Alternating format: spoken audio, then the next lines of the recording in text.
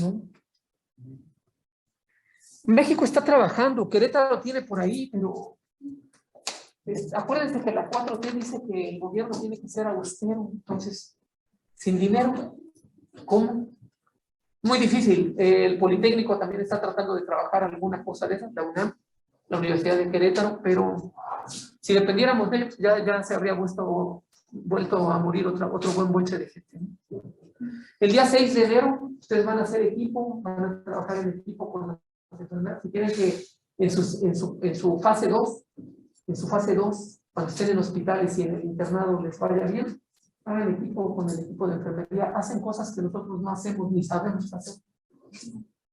Y es muy reconocible y muy honorable el trabajo que desempeñan. Nosotros estaríamos acostumbrados a limpiarle la popó, así literalmente la popó, a lo mejor a nuestra mamá, o nuestra abuelita, o nuestro hermano, o una vomitada. Pero ellos, el personal de enfermería, lo hacen con personas que ni siquiera conocen. Los pacientes que llegan encefalópatas por cuestiones médicas, por ejemplo, los pacientes renales, tiran patadas y golpes. Hay historias de más de un enfermero o enfermera golpeados por un paciente. Claro que ya cuando recuperan la conciencia, el paciente pide disculpas, pero las patadas no se las quitan. Hacen un trabajo loable. Podríamos dar el mejor diagnóstico, recomendar el mejor tratamiento, pero si no hay quien esté vigilando al paciente que lo siga al pie de la letra durante su instancia hospitalaria, no va a funcionar nada. Eso es un personal muy, muy valioso. En México, el sector salud está para ayudar, me refiero al público. Ya tenemos 3 años que desaparecieron el Seguro Popular y dice el presidente que vamos a estar con el servicio médico como de Suecia o de Canadá. No sé para cuándo, ¿verdad? Pero faltan muchos recursos. Por ejemplo, aquí el caso Celaya en particular. Ustedes en redes sociales, ahora que empiezan a acercarse a cosas de médicos, verán sin fin de quejas del Seguro Social. Y la gente despotrica contra los que están ahí. Médicos sin vocación, malditos, negligentes, solo van a tomar café, a platicar y bla, bla, bla. La gente no entiende. No es culpa de la gente, no entiende. Hace como 10 años que surgieron otras empresas, Honda y las armadoras de autos, que alrededor de ellas, como otras 60 o 70 empresas, y entraron al sector del Instituto Mexicano de Seguro Social como unos 12,000 trabajadores más con todas sus familias. Es el mismo hospital general de zona número 4, el mismo número de médicos, el mismo número de enfermeras, el mismo número de camas, la misma cantidad de recursos de medicamentos, y la población que atendían se duplicó o triplicó. ¿Cómo va a mejorar la calidad de servicio? A ustedes les tocará ver divididos. Entonces, yo, por ejemplo, entendí muchas cosas de cuestiones de hospital, hasta que se vive, no se puede de otro modo. Por ejemplo, un doctor que yo digo mucho, un cirujano oncólogo, él decía, y esas no son palabras mías, así que no me acuerdo, él decía que todo paciente es un perfecto hijo de su chingada madre hasta no demostrar lo contrario. Yo cuando lo vi, de verdad, dije, órale, ¿qué le pasa al doctor? ¿Por qué dice eso? Y sí, como me vio con ojos así cuadrados y cara de cuatro, y me explicó, me dijo, cuando yo empecé aquí, pues le echaba muchas ganas, venía con esta filosofía de ayudar y de hacer todo por el paciente. Mi turno terminaba a la 1:30 o 2 de la tarde y me quedaba hasta las 5. Y mis pacientes bien contentos. Un día tuve un compromiso, no pude quedarme, traté de explicarle a mis pacientes y me empezaron a insultar, me empezaron a llamar, me empezaron de cosas, lo que ya les acabo de decir a ustedes. Qué poca vocación, qué falta de compromiso y qué maldito es su deber y que nomás viven de lo. Entonces él dijo, a partir de ahora solo cumplo mi horario. La gente no analizó que llevaba a lo mejor 6 meses, 7 meses quedándose más tarde.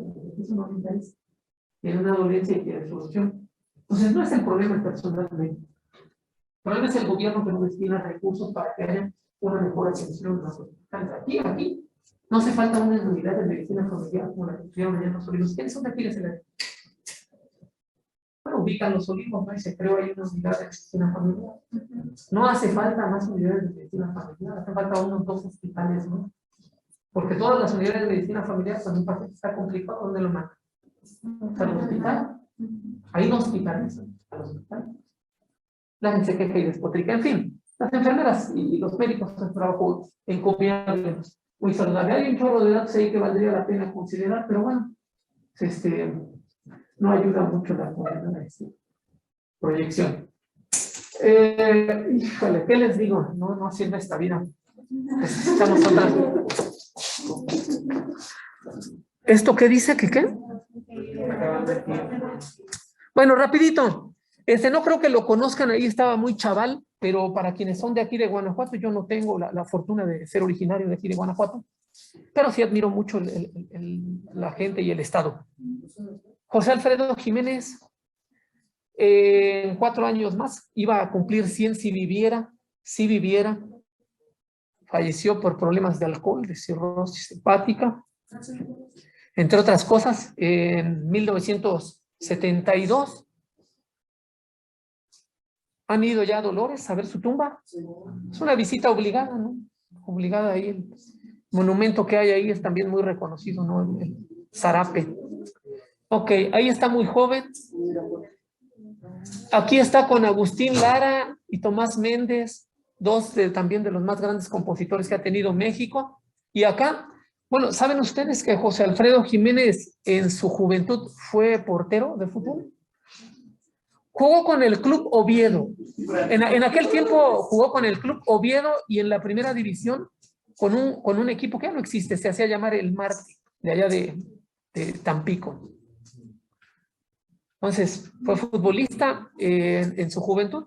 Aquí está con Ángel Fernández. ¿Alguien ha oído hablar del perro Bermúdez? El que dice el tirititito. Sí. El tirititito es copia fiel de este hombre. El original es Ángel Fernández.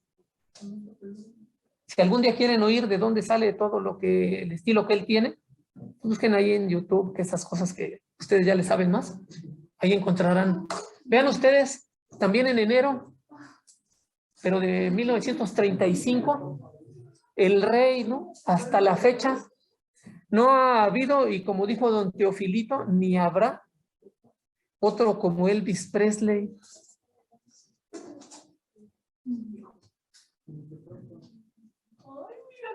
Un fenómeno, de verdad, un verdadero fenómeno, un hombre adelantado a su época. Y acá, ¿qué pasó? También hay que reconocer lo nacional. También uno de los más grandes compositores, muy popular, nacido aquí en el vecino estado de Michoacán, y avecindado y crecido allá en Ciudad Juárez, Chihuahua, ¿no? Fenómeno también de popularidad. El divo de Juárez, Alberto Aguilera Valadez, mejor conocido como Juan Gabriel, ¿no? Hay una serie en Netflix, ¿no? Chútenselas si quieren entender un poco de esos fenómenos. ¿Y esta otra mujer?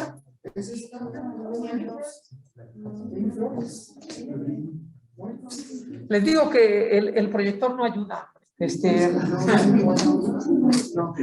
Es una mujer afro-inglesa, nacida en Nigeria. Ellen Folasade Adu. Sade en inglés le decían Sade, en español es Sade. Una cantante muy popular en los años 80. Fue una no muy aterrizada y muy suave. Que para esto, esta mona no iba a ser cantante. Esta mona estudió moda, arte y moda. Entonces, la cosa aquí, porque también nace en enero, me parece que el día, ¿cuándo es 19? Mañana cumpleaños. Mañana cumpleaños porque ella está viva todavía, a diferencia de los anteriores. Ella está viva todavía. Sí, la anunciaba 16, no, fue ayer o antier. No siempre, escuchen ustedes, y esto es bien importante, no siempre tenemos 20 años. De tal suerte que, a pesar de que están estudiando medicina, traten de disfrutar su juventud. No, escuchen, no se conviertan en esos médicos amargados de 35, que lo único que tienen es su carrera. Es bueno, muy bueno, pero no dejen de ser seres humanos que viven, que gustan. Es mito eso de que medicina está peleado con el noviazgo. No es cierto. Una cosa importante, escuchen, una cosa importante, no quiere decir que se obsesionen, eso nunca lo hagan. No se obsesionen por alguien que no son ustedes mismos. Sería terrible depositar todos mis anhelos, todas mis ilusiones, todas mis alegrías en una persona que creció en una familia distinta, con ideas distintas, con valores distintos y por supuesto con un criterio distinto. Es bueno querer a alguien y que alguien nos quiera, pero no podemos fincar todo nuestro futuro en esa otra persona, porque si algo le pasa, ¿qué va a hacer de nosotros? Y peor, luego no les pasa nada, nomás cambian de pareja. Y ahí se queda uno nomás como el chinito, ¿no? Ojo con esas cosas, hay que combinar todas estas. Entonces vamos a... Ahí están, miren ustedes. Ahí están, por lo menos para que hagamos la primera pausa. Ahí está lo que vamos a revisar. Lo teórico nos lo vamos a echar muy rápido y nos vamos a entretener con los videos que me interesa que vean, porque es la parte en donde, digamos que de algún modo sustituyen mucho lo que han venido hasta ahorita haciendo, que es nada más el discurso, el rollo y el rollo. Lo que veamos en un cadáver preparado para eso y bien dirigido, ¿qué estructuras son de las que nos están hablando? El propósito general es conocer la estructura macroscópica, nariz, fosas nasales, laringe, tonsilas. Y se trata de identificar en maniquís y esquemas esas estructuras. Eso lo vamos a ver, pero para que les quede más claro, vamos a hacer un repaso y luego alrededor de unos 4 o 5 videos que durarán entre todos como unos 15 a 20 minutos. Vamos a repasar eso. Vamos a hacer la primera pausa, por favor. Yo les pido que nada más eso sí respetemos. 5 minutos y nos volvemos a integrar. Les decía, vamos a hacer entonces un repaso rápidamente de las estructuras cosas y vamos a ir a los videos a ver qué tal nos ayuda eso.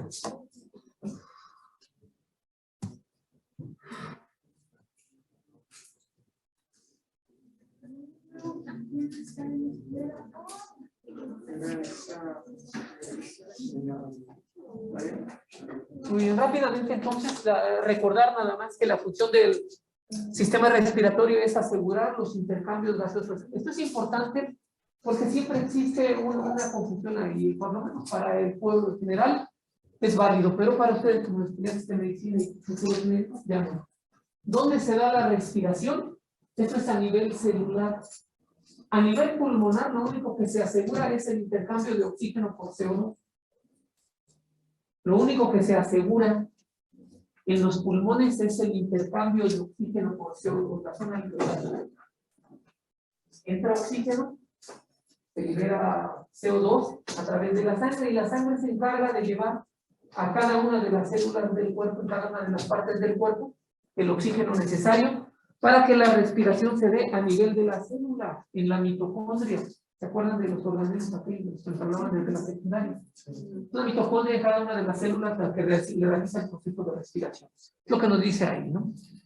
Y eso se realiza, el intercambio gaseoso, a nivel de la membrana alveolar, en los pulmones, donde el aire que respiramos es puramente oxígeno. ¿Cuánto contiene el oxígeno del aire del medio ambiente? 12%. ¿Cuánto? 20. 21%. Son datos que deben de tener. La gente luego dice que lo que respiran es 100% oxígeno, ¿no? Ni conectados a un aparato de esos de los tanques, ¿no? Porque ahí sí mejora un poco la oxigenación, pero tampoco llega al 100%. Entonces, los pulmones entonces son los órganos respiratorios. Para el proceso de la respiración, el intercambio de CO2, entonces son órganos esenciales, ¿no? A pesar de eso, bueno, el pulmón no tiene movilidad propia. ¿Qué es lo que le da movilidad a los pulmones? Fundamentalmente el diafragma, ¿no? Ese músculo cúpula que separa la cavidad torácica de la cavidad abdominal, y los movimientos que hace de subir y bajar son los que crean una presión positiva o negativa para que se permita la entrada o salida de aire de los pulmones. Esto lo van a ver cuando vean fisiología respiratoria y intercambio de oxígeno y CO2. Pero, pues, un músculo importante es el diafragma. Lo otro que ayuda también son los músculos intercostales. Además, los pulmones están envueltos en una estructura de bicapa o bolsa doble, que es la pleura. ¿Duelen los pulmones? Que duele es la pleura comúnmente, ¿no? La pleura es la que luego puede tener condiciones de dolor.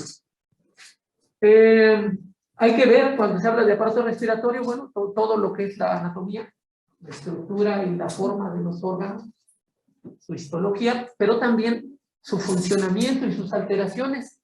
El sistema respiratorio va a comprender las vías respiratorias. Por eso el aparato respiratorio, oímos comúnmente que alguien habla de infecciones de vías respiratorias altas o bajas, no hay una división ahí para esas vías. Está también la estructura de los pulmones y la envoltura que ya les hablaba yo, ¿no? La pleura. No veo qué dice. Cuando lleguen a grandes comprenderán, a grandes de edad, ¿verdad? Porque ya se habrán dado cuenta que la cuestión de la altura no es lo mío. Bueno, entonces pleura. Entonces hay que ver y considerar siempre esas cosas. Sistema respiratorio es la vía respiratoria. En ese sentido, cuando hablen de fisiología, van a encontrar como vía respiratoria una zona de conducción y una zona de respiración o de intercambio de oxígeno por CO2.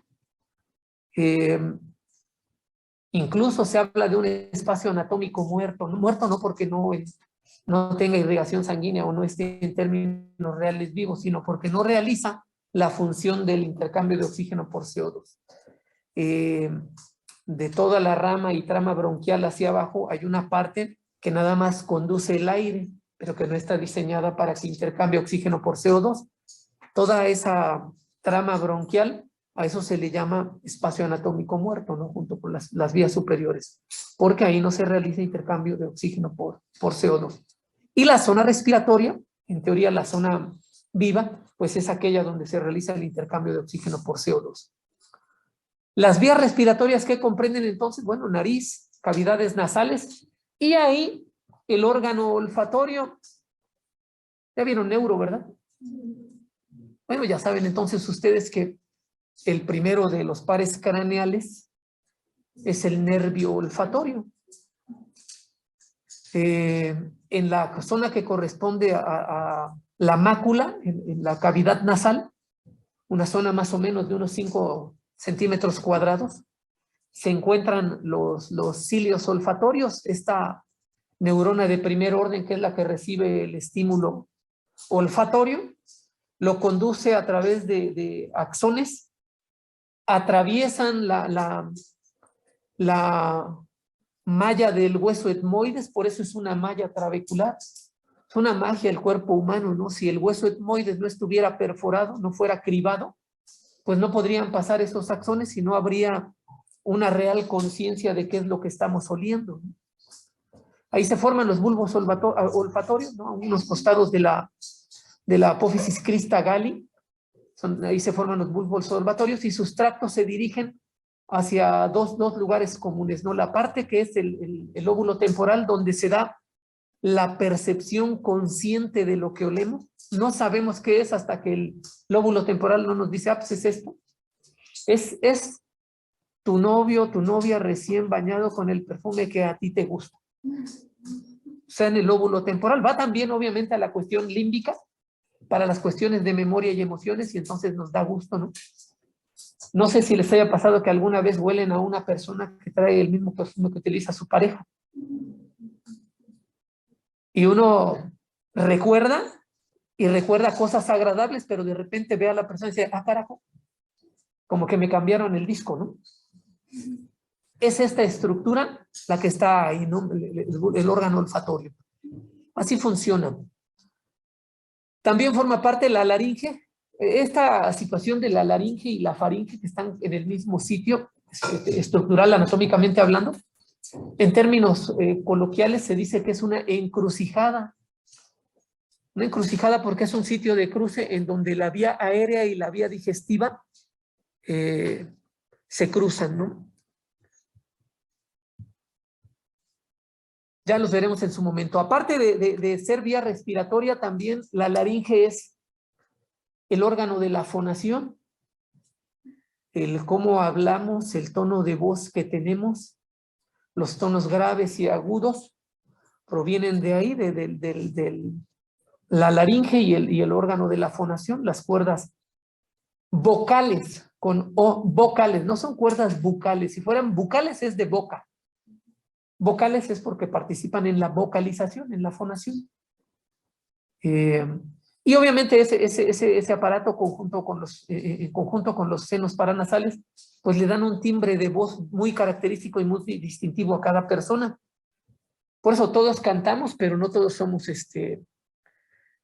Carlos Rivera o Alejandro Fernández o Luis Miguel, ¿no? Porque es justamente la anatomía de los senos paranasales y de la laringe los que determinan el timbre y el tono de voz de cada persona, ¿no?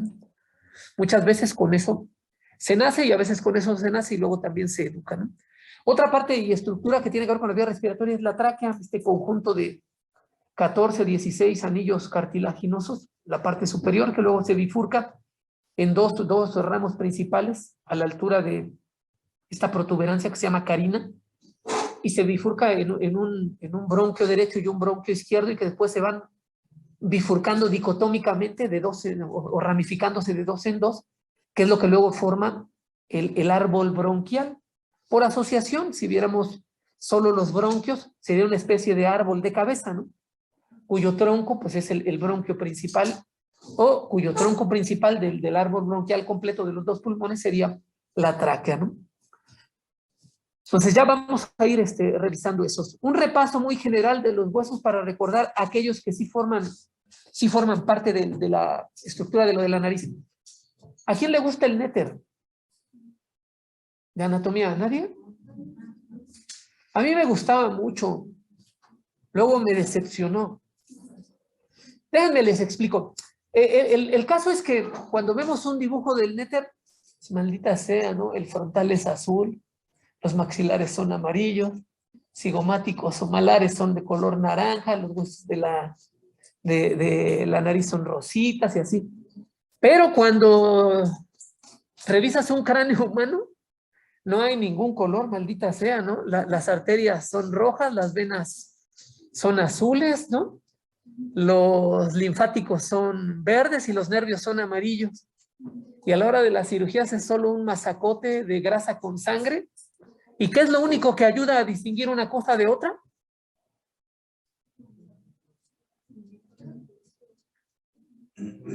Anatomía. Anatomía es lo único que les va a ayudar a distinguir una cosa de otra.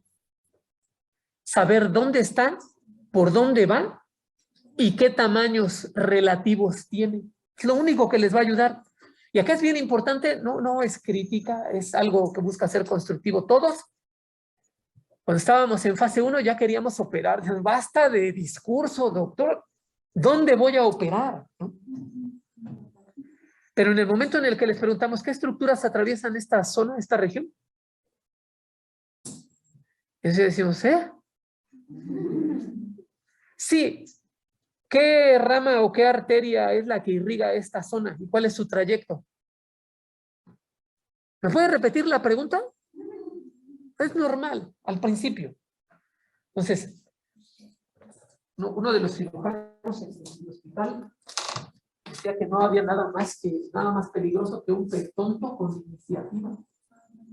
Siempre es importante decirnos, y eso no nos hace de lo peor. Usted debe decir, no sé, a regarla.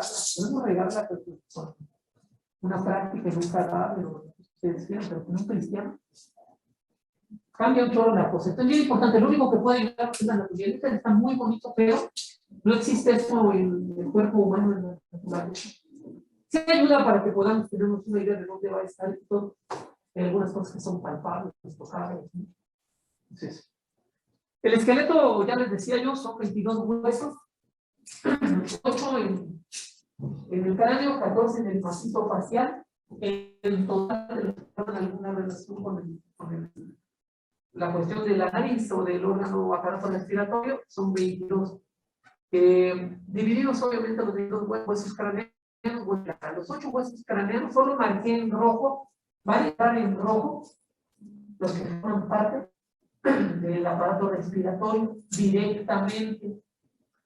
No quiere decir que se pueda vivir sin parietales y temporales, ¿verdad? Sino que u occipitales, sino que esos no están relacionados directamente con el aparato respiratorio. Poco el occipital, porque es el techo que corresponde a la faringe, en la parte de atrás, ¿no? Cuando sale el conducto nasal y la escuela, está ahí la parte basilar, pero directamente pues no está ahí. Los otros sí, el frontal, ¿por qué? Por los senos. Hay senos frontales, hay senos esfenoidales, senos etmoidales, y aparte, la lámina cribada del etmoides es la que permite que los ramos de cilios olfatorio, con neuronas de primer orden, atraviesen y pueden llegar al bulbo olfatorio, formar los tractos y luego ir a la zona del parietal y zona límbica para la cuestión de percibir el estímulo olfatorio. Ahí están en rojo también los que participan del macizo facial con el aparato respiratorio. Los huesos nasales, los huesos maxilares, los huesos lagrimales, los huesos palatinos, los cornetes y el pómero. El macizo facial solo tiene 2 huesos impares. La diferencia entre uno y otro es que uno se mueve y el otro no. El que se mueve es la mandíbula o maxilar inferior, y el pómero no se mueve, es el que está en la base del piso de lo de la nariz. La parte superior es la lámina del etmoides. Rápidamente revisamos uno, el hueso frontal. ¿Por qué lo nombramos? Ya sabemos sus partes y las características que tiene. Lo nombramos por los senos frontales. Están en la profundidad del escama frontal y en la práctica se conocen como senos paranasales, que son cavidades revestidas de tejido mucoso. Toda la vía respiratoria va a tener tejido mucoso que cumple funciones de protección. Funciones de protección. Es común que al primer escurrimiento nasal, el paciente llegue corriendo y diga: deme algo para los mocos, para la gripa. Hay que explicarle al paciente que el escurrimiento nasal es un sistema de defensa del cuerpo. El moco atrapa polvos, bacterias, virus, y los desechan a través de las flemas, o los tragamos como necesitamos todo lo demás luego, ¿no? Pero si le decimos al paciente que si no quiere tener moquitos, el virus o la bacteria va a tardar más en salir, y entonces el paciente se queda diciendo: no, bueno, no, eso no. Pues, ¿qué hacemos? Por eso se recomienda tomar líquidos también en los pacientes que tienen padecimiento respiratorio, para que el moco pueda fluir, pueda salir y podamos salir pronto de esos estados. Ahí está la imagen igual del frontal más los parietales. Los parietales no guardan ninguna relación directa con el aparato respiratorio, porque no los dedicamos. Y los temporales son también muy complicaditos, pero no están ahí con el aparato respiratorio. Yo ese dibujo, digamos, el depredador. Muy bien la película, depredador. De cuenta. Así es en lo natural. En un cráneo conservado, si separáramos cada uno de los huesos, Ya no tienen colores, pero bueno, seguimos identificando los frontal, parietal, occipital, temporal, el hueso esfenoides, el hueso etmoides, los lagrimales, los propios de la nariz, el maxilar cigomático, la mandíbula también.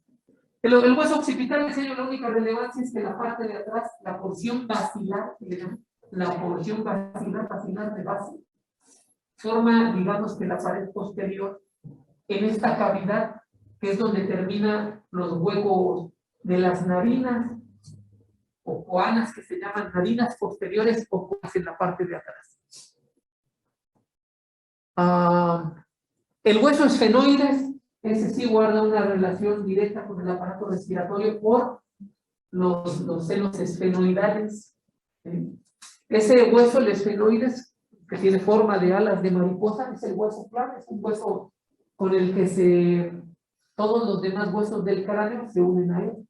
Forma la parte del piso del cráneo, la parte media y anterior de la base del cráneo. El espacio, vean ustedes, el hueso esfenoides tiene forma de mariposa con alas desplegadas. Y su cuerpo es la parte medial entre hueso etmoides y occipital. Y el espacio contenido dentro del cuerpo es el seno esfenoidal. Ese seno esfenoidal, lo vamos a ver ahorita en los videos, su contenido, su producción de moco, drena en la cavidad nasal. Cuando ustedes hagan clínica y exploren por rinoscopía o por simple exploración visual, van a ver hacia atrás la faringe y ustedes pueden ver ahí si el paciente está teniendo descarga que se llama retronasal. Muchas veces al paciente ya no le escurre para acá afuera, se le escurre hacia atrás, o el paciente toma la decisión y aspira y los pasa hacia atrás. La composición, el contenido y todo lo podemos observar por simple exploración de la faringe. Entonces, por eso es que los rizos también drenan esa cavidad. Bueno, ahí está el hueso esfenoides, vean ustedes, etmoides, temporal, parietales, temporales y occipital, se relacionan con el hueso esfenoides. No tienen así hueso claro en el piso del cráneo. Ahí estamos viendo de frente. Y estas cavidades que están aquí corresponden a los senos esfenoidales, que ya les decía yo, participan en estas cuestiones de vocalización y de fonación. El otro hueso que también participa en el aparato respiratorio es el hueso etmoides. Etmoides viene de colador o de coladera o de sedazo o de criba, ¿no? Deja pasar muchas cosas. Está por delante del esfenoides, por detrás de los huesos propios de la nariz. Forma, vean ustedes, un porcentaje del piso del cráneo, la pared medial de las órbitas, pero a nosotros aquí nos interesa porque es la parte superior del tabique nasal, la línea media, lo que divide la cavidad nasal derecha y cavidad nasal izquierda está separado por el tabique nasal que forma parte del hueso etmoides. El mayor porcentaje de las paredes superiores y laterales son el sostén de la cavidad nasal, y el techo son las láminas esquimosas del hueso etmoides, que son esos orificios por los que atraviesan los ramos y axones de las neuronas de primer orden, que son los cilios olfatorios, que son los que reciben el estímulo olfatorio, reciben el estímulo, la interpretación de todo el ego de la a nivel temporal y al sistema límbico para las cuestiones de memoria y emociones. Ahí está el hueso etmoides visto desde superior, sesoapófisis crista galli. A los costados de esto es donde vamos a encontrar los bulbos olfatorios, bulbo izquierdo, bulbo derecho, por debajo del lóbulo frontal, sin formar parte del lóbulo frontal. Reciben ahí la información, hacen sus prolongaciones los axones, y ahí se llama ya tractos olfatorios, y se van hacia el lóbulo temporal y hacia el sistema límbico. Y aquí la imagen es un poco más clara en realidad, ¿no? Aquí estaríamos viendo este hueso inserto en el macizo facial, ¿no? Nada más que les digo, no ayuda mucho el proyector. Bueno, de los de la cara, ahí está más clara la imagen. Vistos de frente todos los huesos, incluido el vómer, los cornetes nasales inferiores, ¿no? Y los que ya revisamos, frontal, parietales, temporales, maxilares, los huesos cigomáticos o malares, la mandíbula, los maxilares superiores. Bueno, eso ya también lo saben ustedes, la forma de la cara cambia notablemente en los primeros años de vida y se cree que teóricamente alrededor de los 16 años ya más o menos la cara se queda del tamaño que la tenemos, entre comillas, ¿verdad? Ya verán luego los cachetotes que se nos hacen. Bueno, de los huesos del macizo facial que participan, son esos los que me detengo un poquito. Los propios de la nariz, obviamente. ¿Alguien aquí no se ha hecho rinoplastia? ¿Nadie? Bueno, si alguna vez alguien se hace la rinoplastia, normalmente toca la parte media de la nariz, la parte que hace a la lámina, y la parte de abajo que es cartilaginosa, y sobre todo los cartílagos alares se modifican ya. Pero si tienen que moverle porque tienen algún defecto o algún golpe o alguna lesión en la base de los huesos propios de la nariz, esos literalmente se mueven con cincel y martillo. Creo que es un poco ver eso. Ingenuamente pregunté, ¿no le va a doler al paciente? Y el doctor dijo, ¿doler? Me va a mentar mi madre, dijo. Pero cuando eso ocurra, yo ya no voy a estar ahí. Va a estar el equipo de enfermería. Es que los huesos propios de la nariz están pegados al macizo facial y el único modo de acomodarlo es prácticamente de raíz con cincel y martillo. Son muy, muy duros. Bueno, están pegados al macizo facial, ese puente de la nariz. El resto, pues es fundamentalmente cartílago, ya lo vamos a revisar. Los otros huesos que también forman el aparato respiratorio son los huesos lagrimales. Son dos huesos delgados, más o menos del tamaño de una placa de uña, de una placa unguial. Son los más pequeños de la cara. Están conectados con el saco lagrimal, una porción que es nasolagrimal. ¿Alguien se ha puesto gotas en los ojos? ¿Alguien ha llorado y sabe que las lágrimas son saladitas? Bueno, todo eso se da porque por dentro, en el ojo, acá los lagrimales producen la lágrima, baña y lubrica el ojo, que es su función a través de los puntos lagrimales y los cananículos. Se van hacia el saco lagrimal y se almacenan un poco. No sé si han fijado que si apachurramos aquí, nos llora un poco a veces el ojo, o nos escurre, dice uno mocos. En realidad es restos de lágrima, y luego se van hacia atrás, hacia la faringe, y nos los pegamos y desechan como todo lo demás que necesitamos.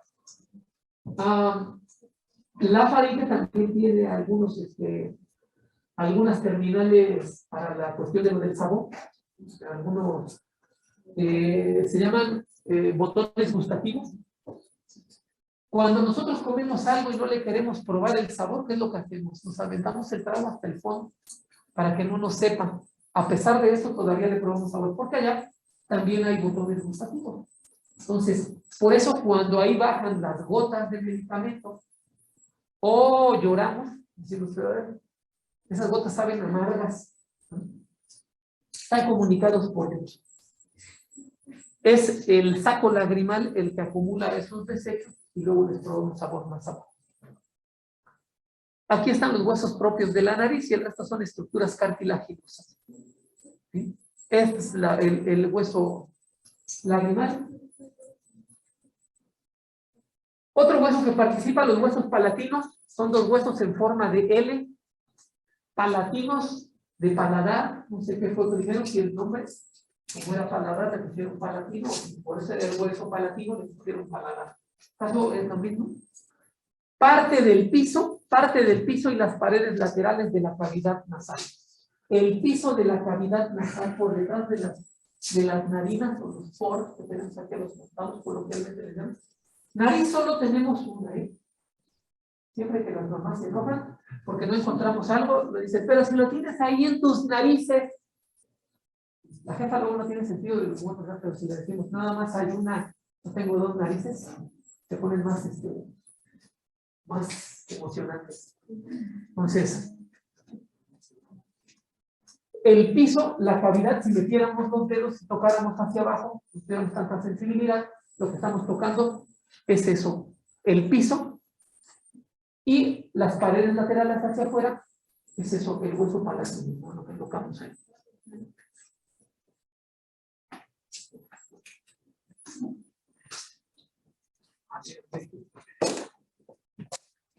Así, nada más es así, creo que sí.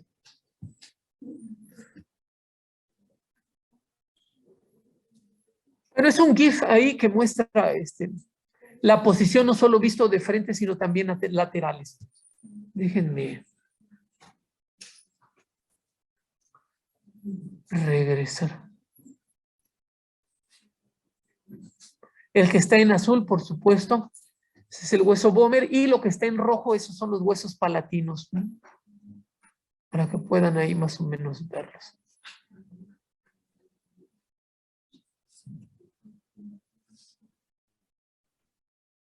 Ok, bueno. Los cornetes, ¿qué función cumplen los cornetes en las cavidades nasales? Calentar, humidificar o humedecer y filtrar el aire. Lo que buscan es que cuando el aire entre se arremoline, tarde un poco más de tiempo en pasar hacia la parte baja del aparato respiratorio y las partículas.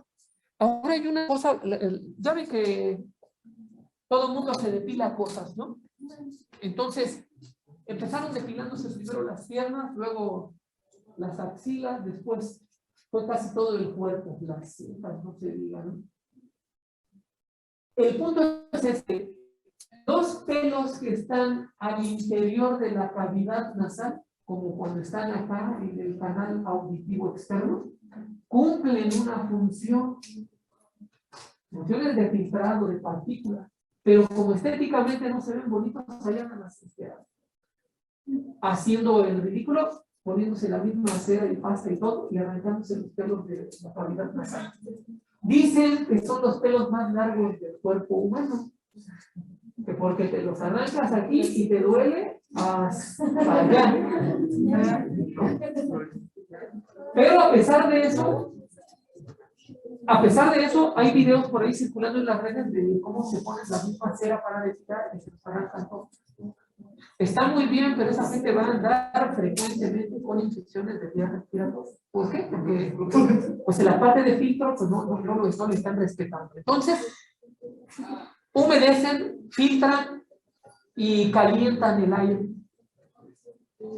Una de las bondades del cubrebocas ahora ha sido que está aumentando el calentamiento del aire y por eso tenemos menos cuadros catarrales y de gripa, ¿no? O de influenza. Pero bueno, pues eso ayuda también. Oh, qué caray.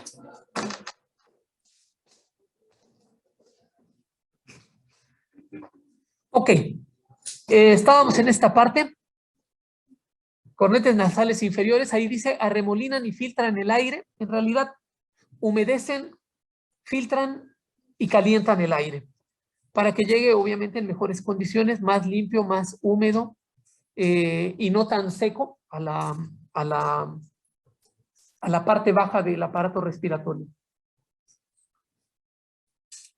Otro de los principales mecanismos de defensa del cuerpo humano es la tos. La tos lo que hace es expulsar cualquier cosa que no debe de estar en la vía respiratoria. Siempre que alguien se está ahogando, las abuelitas le dicen, las de antes, le dicen, mira, pajarito, pajarito, pajarito. ¿Sí? ¿Qué es lo que hace uno en ese momento? Es rectificar, poner en línea toda la vía respiratoria para que entre mejor aire y todo. Los menos aguzados, las mamás menos aguzadas, dicen, pásenle un vasito de agua, se está ahogando, pásenle un vasito de agua. ¿Para qué sirve el vasito de agua cuando alguien se está ahogando? Para que se ahogue más, nada más. Si alguien está tosiendo, escuchen, si alguien está tosiendo, es porque alguna cosa que no debe de estar en la vía respiratoria pasó. Y la tos está buscando expulsarlo. Imagínense echarle agua. No sirve de nada. Entonces es al contrario, ¿no? Dejar que la persona tosa para que lo que se le atoró pueda salir.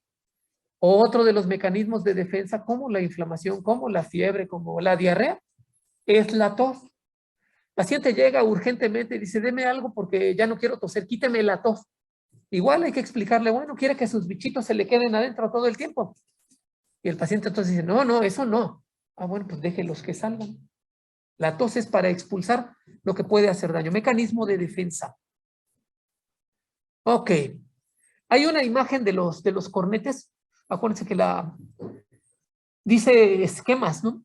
Bueno, de los cornetes, el cornete inferior, cornete medio, cornete superior, y aparte hay una variante anatómica en el que se llama cornete supremo cuando llega a haber otro más arriba. Solo el de abajo está calcificado en forma separada de los demás. Los otros se calcifican también una parte, pero está unida al hueso base. Solo el de abajo está separado de los demás.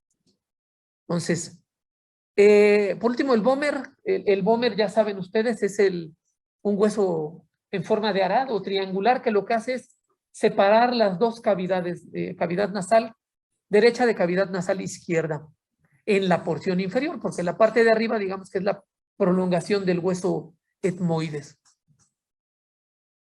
Ahí está el hueso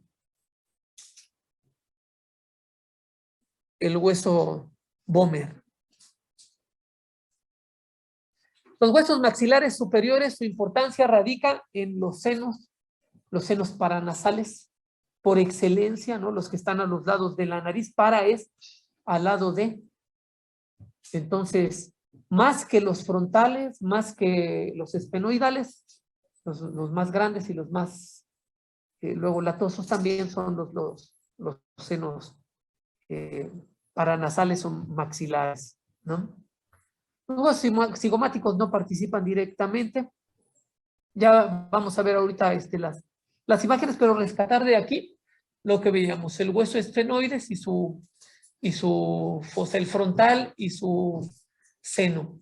Y la parte que hace aquí que está retirada del hueso maxilar superior. El hueso Böhmer, los cartílagos, el tabique nasal, el tabique medio. Normalmente luego todo el mundo se arregla en las cirugías de la nariz. Bueno, los senos paranasales. De suturas no vamos a hablar hoy, pero sí de los. Mi conexión de internet es inestable.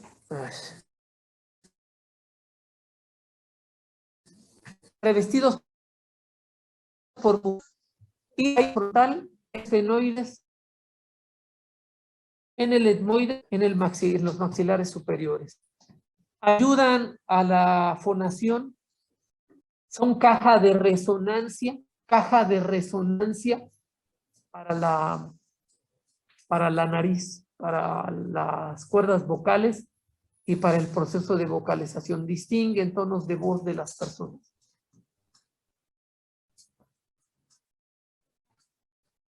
Hay una imagen con los 4 senos. Seno frontal, seno etmoidal, seno esfenoidal y los senos maxilares en su ubicación anatómica. Esta imagen aquí ayuda para eso que les decía yo, miren. Esta es la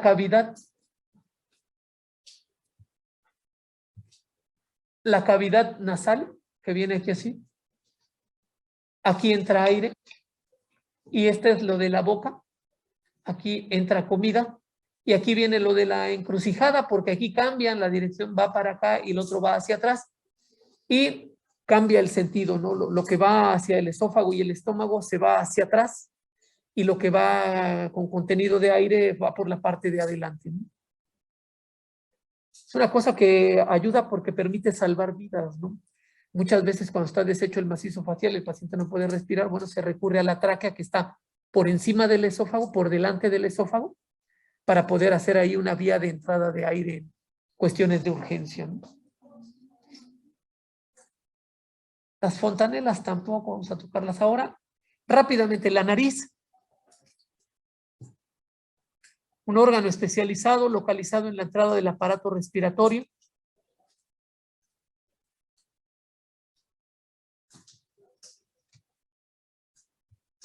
Queda 1 minuto 8 segundos.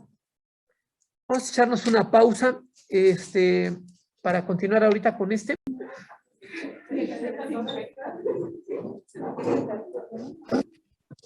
Bueno, vamos a empezar con la parte de la descripción macroscópica de la nariz. La parte externa, la que conocemos, le vamos a ir un poco hacia abajo, hacia atrás. ¿Sí está transmitiéndose bien en línea? Sí. Qué bueno. Ok, bueno, ya decíamos, nariz es un órgano especializado, localizado como entrada del aparato respiratorio, compuesto por un armazón, no sé de qué ya hablábamos, 14 que participan directamente, y el resto son porciones cartilaginosas que también contribuyen a darle forma y funcionalidad. Toda la cavidad interna, excepto una parte muy pequeña de la cubierta interna de las narinas, todo está cubierto por tejido mucoso. Ya hablábamos de las funciones de protección del moco. De hecho, uno de los cambios iniciales en el COVID fue justamente eso, ¿no? Por eso venía la alteración en el gusto, ¿no? Al principio provocaba mucha resequedad. No había suficiente humedad para que las partículas odoríferas iniciaran el estímulo, y obviamente al haber resequedad ahí, no había una buena conducción, además de que algunos virus colonizaban los bulbos olfatorios, y eso impedía obviamente la transmisión del olor. Lo del gusto es una especie de asociación. Trabajan más o menos de manera, en algún momento de manera conjunta, el gusto y el olfato. Por ejemplo, cuando ustedes tienen gripa y están saturados de mocos los canales nasales, pues no le probamos, no tenemos el olor, y también decimos, no me sabe a nada, pero es más por asociación con la cuestión de memoria a los olores, que porque la cuestión gustativa no esté funcionando a su capacidad. Ahí está vista desde el exterior la cuestión de lo de la nariz, estructuras respiratorias a nivel de la fase icónica. La parte de los huesos nasales y el resto son estructuras cartilaginosas. Los cartílagos nasales laterales, los cartílagos alares y el septum, la parte de la porción del medio, que es normalmente lo que se arregla también en las cuestiones de lo de las rinoplastías, ¿no? Desviación del septum es una alteración muy común, ¿no? Y se arregla pues en los procesos quirúrgicos de otorrino. La estructura cartilaginosa está conformada en la parte media por el cartílago del septum, y en los lados están los cartílagos nasales laterales, y en la parte anterior los cartílagos alares. Son los que tienen mayor movilidad y que nosotros podemos abrir o cerrar casi a placer, ¿no? Sobre todo cuando queremos apreciar con detenimiento algún estímulo odorífero. La porción externa de la nariz es bastante flexible. A veces, por traumatismo, la base de donde se insertan los cartílagos laterales y el septum puede llegar a sufrir algún ligero, alguna fisura o algún rompimiento del hueso. Se forma una especie como de hueso de consolidación que ya no tiene la misma arquitectura propia de la nariz. Es cuando aparecen los chicotitos ahí en la nariz, propios, por ejemplo, en las narices de los boxeadores. No sé si se han fijado con detenimiento de nariz, ¿no? Por eso se les ve la nariz chata, ¿no? O igual los cartílagos en las orejas, un poco achatados por tanto golpe. Tiene partes que se le pueden y se le deben distinguir técnicamente hablando: la raíz, el puente, el vértice y obviamente las cavidades que están en la base inferior del vértice anterior, que son las narinas o poros nasales. Esos conductos se siguen hacia atrás, con lo que el hueso Böhmer divide en la parte de abajo la cavidad nasal derecha de la cavidad nasal izquierda, y al final las aberturas de los conductos nasales terminan en esas narinas internas que también se llaman coanas. Coanas, no cuanas, coanas. La parte de atrás, el tope atrás, es el techo y la parte posterior de la faringe, que por detrás tiene la porción basilar del hueso occipital. Hasta allá llega el hisopo, el cotonete largo que nos... Bueno, a mí no, ¿verdad? Porque no me he hecho esa prueba todavía. Pero aquellos que les hacen la prueba COVID, porque tengan síntomas y puedan resultar positivos o eso. Por eso hay el meme ese de que una pequeña molestia, ¿no?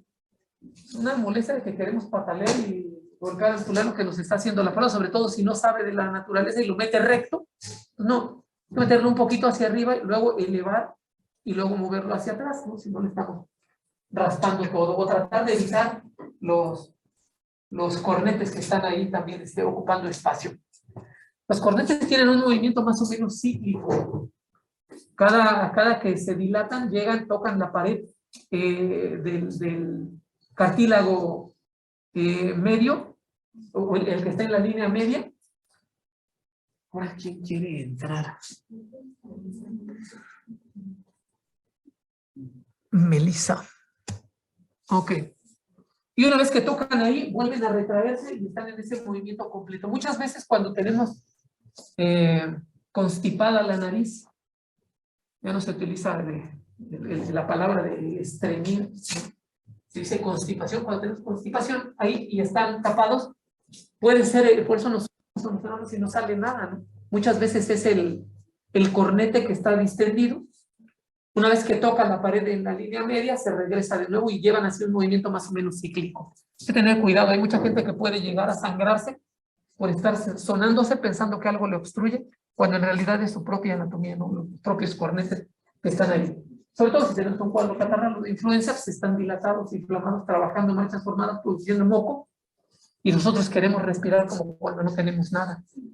Se puede utilizar algunos fármacos, ¿no? La epinefrina, una gotita en cada uno hace que se contraigan los cornetes y entonces respiramos un poco mejor, ¿no?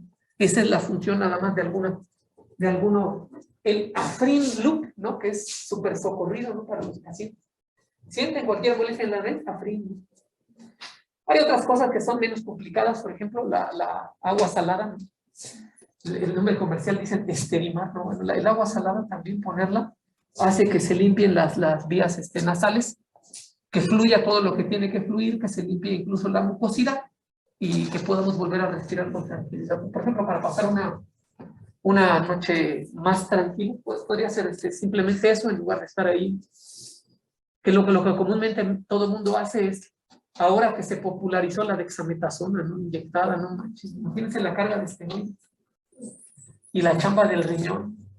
Pero la gente no sabe. Piensan que son chochos y pues luego al rato vienen las broncas. Bueno, la parte externa de lo de la nariz. Como estructuras importantes internas de la nariz, reconocer que cumplen 3 funciones, ya las mencionábamos aquí hace un rato. Calientan, humidifican y filtran. Esa es apenas una función. Calientan, humidifican y filtran. Otra función importante es la detección del estímulo olfatorio. Hace un año se distinguía a los pacientes que tenían coronavirus, nada más con que decían, yo ya no huelo, ¿no? Imagínense. Ahora ya sabemos que ha habido mutaciones y que podría estar oliendo y sabiéndoles todo perfectamente bien, igual tener el virus activo, ¿no? Entonces, detectar el estímulo olfatorio. Se modifican también las vibraciones vocales a medida que pasan a través de las cámaras de resonancia, los senos paranasales, las cavidades nasales, el tamaño y la forma de la laringe también. Comúnmente hay quienes dicen que luego los cantantes ya de edad se operan la garganta y las cuerdas vocales. Es un poco más complejo. En realidad lo que se podría es modificar nada más las cavidades que están alrededor de esas estructuras para tener, como hasta antes, pues, una buena caja de resonancia. Eso es resonancia, ¿no? Prolongar, amplificar y modificar un sonido mediante la vibración. Las cuerdas vocales producen o producimos la voz y el habla por vibración de las cuerdas vocales. ¿Han visto algún video de cuerdas vocales moviéndose? Aquí vamos a retomar algo de eso en algún momento. Es increíble, ¿no? Cómo podemos elevar o disminuir el tono de voz. Algo que les va a ayudar, por ejemplo, es también en la etapa del adulto mayor, la hipoacusia o la franca acusia, pues están asociadas al proceso de degeneración relacionado con el envejecimiento. Casi siempre la gente no sabemos y le gritamos, y no es necesario gritarle, solo se trata de modificar el tono de voz. Generalmente lo primero que se pierden son los tonos agudos, de tal suerte que intentando hacer el tono de voz más grave pueden escucharnos mejor. Acuérdense que el sonido pues se puede dividir en tonos agudos y graves, ¿no? Y eso lo podemos lograr ya sea que le demos a la garganta mayor amplitud o mayor estrechez. Por ejemplo, si hablamos con la cara hacia abajo, obviamente al ensancharse la garganta, pues el tono de voz se vuelve más grave. Y si yo estiro, indudablemente mi voz va a tender a ser más aguda. Es simple y llanamente el movimiento de la garganta. La hipoacusia asocia con pérdida de audición en los tonos más agudos. De tal suerte que si al abuelito le hablamos, ¿qué pasó, abuelito? Nos va a escuchar al instante. Pero si salimos con la voz dominguera de hola, abuelito, ni en cuenta, ¿no? No nos va a escuchar, no porque le caigamos gordos con ese tono, ¿no? Sino porque tiene que ver con eso, frecuencia en el sonido. Ok. La porción interna de la nariz o cavidad nasal es un espacio amplio, está revestida por músculo y mucosa. La parte de atrás de los poros que tenemos anteriores o narinas anteriores se corresponden con unos huecos más amplios en la parte de atrás que se llaman coanas. Ahí está el nombre, narinas internas o coanas. Y también un papel importante en el proceso de la entrada y salida de aire, la respiración y todas estas cosas del aparato respiratorio, los senos paranasales. Senos paranasales es un término genérico que engloba los 4 tipos de senos paranasales que hay. Los esfenoidales, los frontales, los etmoidales y los maxilares. En conjunto a todos se les conoce como senos paranasales. Un padecimiento común, las sinusitis. A veces es que tengo sinusitis. A veces son infecciones maltratadas, ¿no? Maltratadas. Tratadas mal. Maltratadas cuando alguien está dando un zape o algo, ¿no? Tratadas médicamente mal, que degeneran en algunas complicaciones a nivel de los senos paranasales. Entonces, ayudan mucho para la fonación, para el tono de voz, son una caja de resonancia.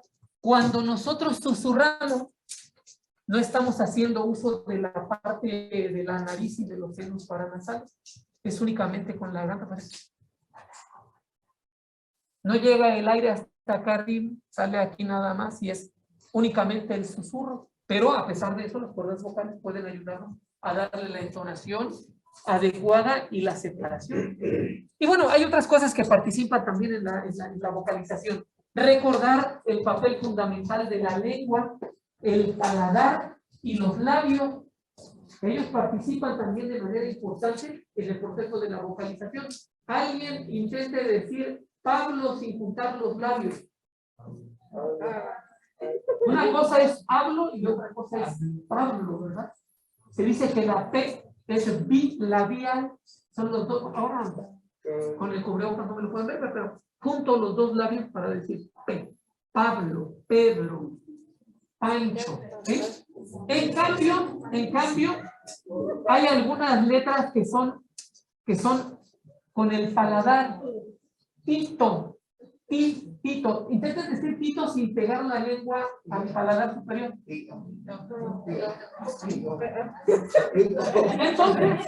Entonces el proceso de vocalización, si se dan cuenta, involucra las cuerdas vocales, los senos paranasales, las cavidades nasales, pero también involucra la lengua, el paladar y los labios. Entonces, no es una sola cosa, es toda esa estructura en conjunto que sigue siendo la puerta de entrada del aparato respiratorio. Cuando tenemos gripa y no podemos respirar bien por la nariz, ¿por dónde respiramos? Por la boca, jalamos aire por la boca y al rato ya nos arde la garganta. Recuerden, la boca no es para respirar, se reseca porque no tiene tanto recubrimiento mucoso ni calienta ni humidifica, y entonces ya tenemos la garganta irritada, ya estamos afónicos, todo ese rollo. Entonces, cumple una función esencial el aparato de entrada. Ya hablamos de estos frontales, senoides, etmoides y maxilar, caja de resonancia para el habla, ya se los mostré también, y de los huesos palatinos. La imagen aquí nada más nos ayuda para esta parte que ya les decía. Acá la nariz, con las estructuras que ya mencionamos, las narinas de entrada, este sitio aquí, donde está esta raya, digamos, aquí en esta zona, eso corresponde a las coanas. Había una apertura del lado izquierdo, una apertura del lado derecho. Y aquí la parte de lo de la faringe y la parte de lo de la porción de lo de la boca. Esto es lo de la encrucijada, lo de la boca se va hacia atrás, hacia el estómago, lo otro viene hacia adelante, hacia la tráquea. Muy bien.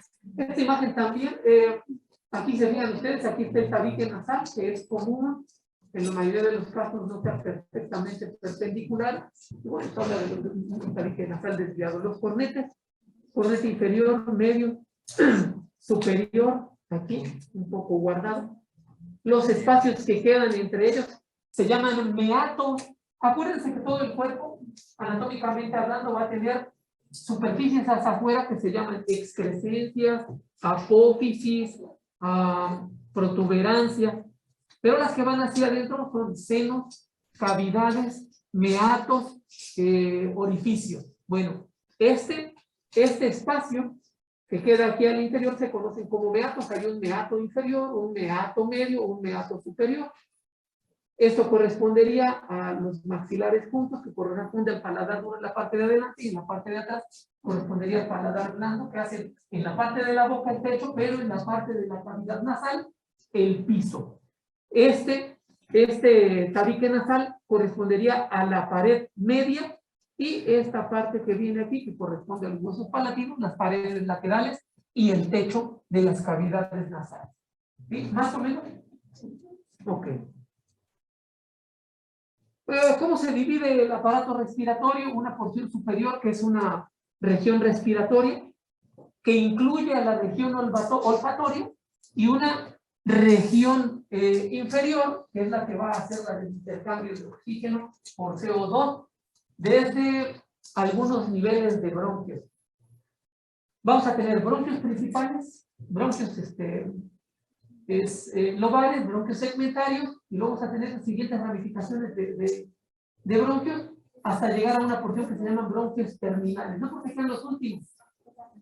Cuando hablamos de bronquios terminales, corresponde a los últimos que solo llevan y sacan aire.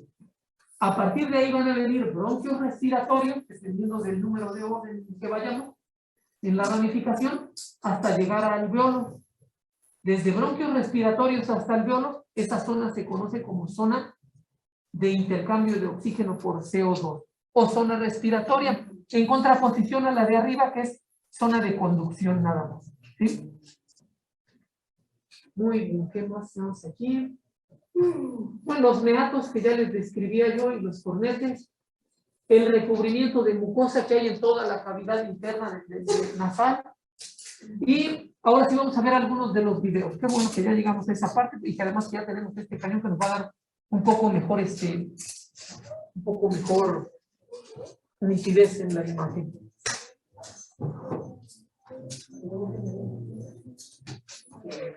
Según yo ahí está claro, ¿verdad? Sí.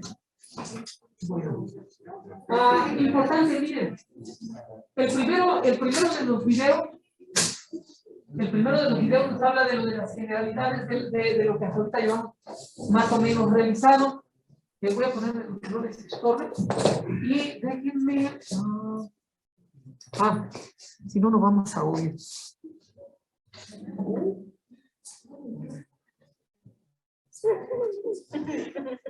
A ver, vamos a ver si así se escucha, ¿eh?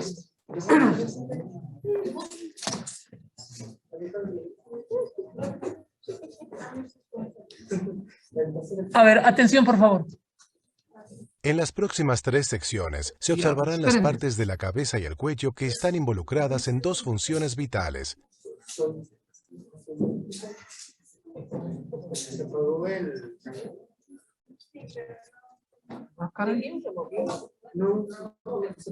Y ahora sí ya va a sonar.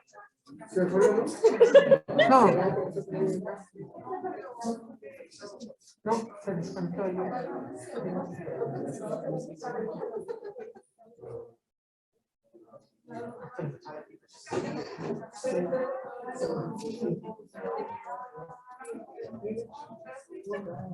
En las tres secciones se observarán las partes de la cabeza y el cuello que están involucradas en dos funciones vitales, la respiración y la deglución.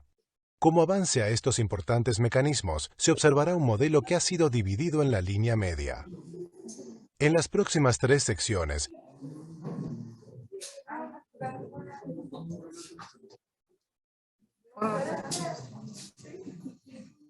Ahora nomás que sale esta cosa.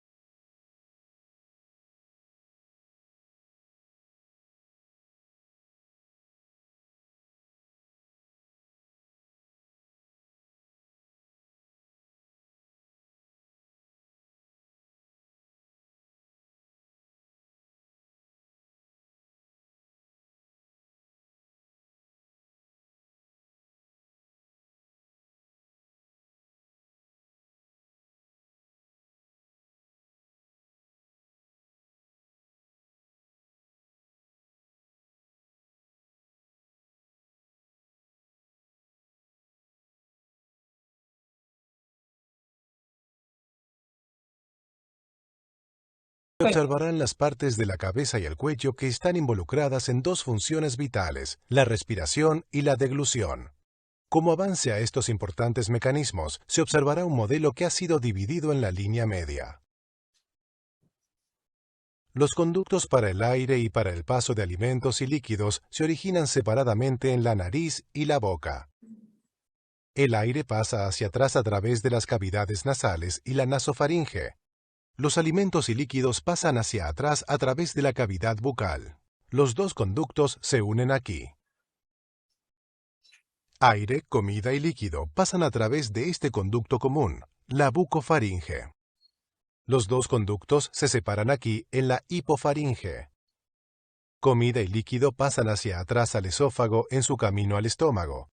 El aire pasa hacia adelante a través de la laringe y dentro de la tráquea en su camino hacia los pulmones. Por tanto, las líneas de transporte de aire, comida y líquido se cruzan en la bucofaringe. Es importante asentar que aire por un lado y comida y líquido por el otro no se dirigen hacia arriba o hacia abajo a través del conducto equivocado. Para evitar que esto suceda, existen importantes estructuras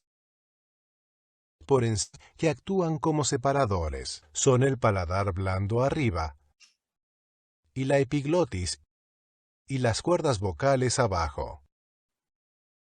Como observaremos más adelante en estos videos, las estructuras que forman los conductos de aire, alimentos y líquidos también están involucradas en una importante función adicional, la producción de la voz.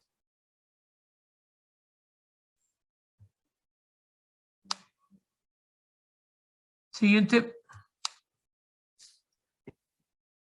En esta sección se observará la parte más elevada de la vía aérea. Distinguiremos la nariz externa, las cavidades nasales, los senos paranasales y la nasofaringe. Empezaremos viendo las estructuras óseas que rodean estos espacios. Los orificios óseos de la nariz se denominan aberturas piriformes. En su interior hay dos cavidades nasales, la derecha y la izquierda, separadas en la línea media por el tabique nasal. Para una mejor observación, dividiremos el cráneo en el plano frontal a lo largo de esta línea. Hay muchas estructuras por observar aquí, de modo que nos orientaremos. Aquí se encuentra el paladar duro. Aquí se observa el suelo de la fosa craneal anterior. Aquí se localizan las paredes mediales de las órbitas y aquí se encuentran las dos cavidades nasales. El tabique que las divide está un poco descentrado aquí, lo cual no es inusual. El techo de cada cavidad formado por la lámina cribosa es muy estrecho. La pared medial de cada cavidad nasal formada por el tabique es suave y no tiene mayores características. Lo mismo sucede con el suelo. Por el contrario, la pared lateral posee varias características, entre las cuales destacan estas tres delicadas proyecciones de hueso, los cornetes. Se muestra aquí el cornete inferior y aquí el cornete medio. Este, mucho más pequeño, es el cornete superior. Los tres cornetes dividen parcialmente el paso del aire en tres partes: el meato nasal inferior, el meato nasal medio y el meato nasal superior. Aquí se encuentra la parte posterior de la cavidad orbitaria. Por debajo se localiza el espacio hueco, el maxilar, el seno maxilar, que examinaremos más adelante. Próximo al nivel del suelo de la órbita o pared inferior, la cavidad nasal se torna mucho más estrecha. Esta estrechez se debe a la presencia de esta agrupación de pequeños espacios huecos, las celdillas etmoidales. Las observaremos en un momento. Para una observación más detallada del tabique y la cavidad nasal, observaremos un cráneo que ha sido dividido justo a la izquierda de la línea media. Aquí se encuentra la porción ósea del tabique nasal. Está formada por esta parte del hueso etmoides, la lámina perpendicular, y por este pequeño hueso que no habíamos encontrado hasta ahora, el vómer. La parte más baja del tabique está formada por el maxilar y el hueso palatino. Se muestra ahora la lámina cribosa dividida. Esta proyección de más arriba no la habíamos descrito hasta ahora. Se trata de la crista Galli. La sección frontal que estábamos observando fue dividida aquí, justo detrás de la crista Galli. Se retira ahora el tabique para lograr una mejor vista de la pared lateral de la cavidad nasal. El techo de la cavidad nasal discurre a lo largo de esta línea y alcanza su punto más alto a lo largo de la lámina cribosa. Aquí se muestran nuevamente los cornetes, superior, medio e inferior. La pared lateral de la fosa nasal posee muchas aberturas, parcialmente ocultas por los cornetes. Las observaremos en un momento. La pared lateral de la cavidad nasal está formada por el maxilar, por el hueso etmoides y por el área perpendicular del hueso palatino. Por detrás, en el punto donde la cavidad nasal se convierte en nasofaringe, la pared lateral está formada por la lámina medial de la pterigoides.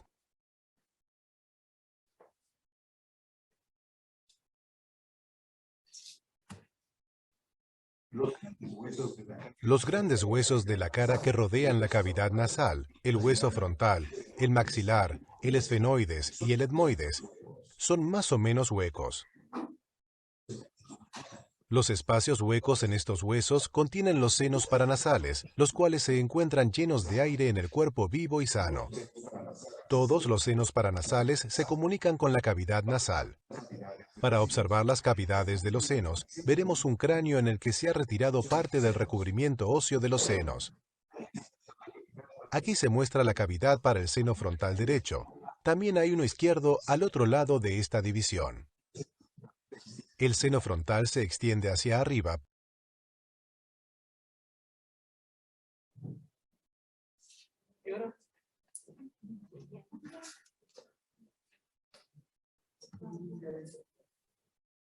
Por detrás de la parte baja de la frente. También se extiende de forma variable hacia atrás entre el techo de la órbita o pared superior y el suelo de la fosa craneal anterior.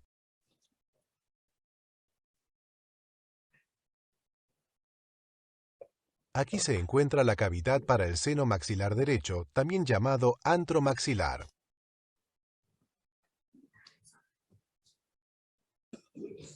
Hacia atrás. Se extiende hacia el área del maxilar que limita la fisura pterigomaxilar. Se extiende hacia abajo casi hasta la raíz del molar y premolar superiores. La pared medial del seno maxilar es también la pared lateral de la cavidad nasal. Su techo forma gran parte del suelo de la órbita o pared superior.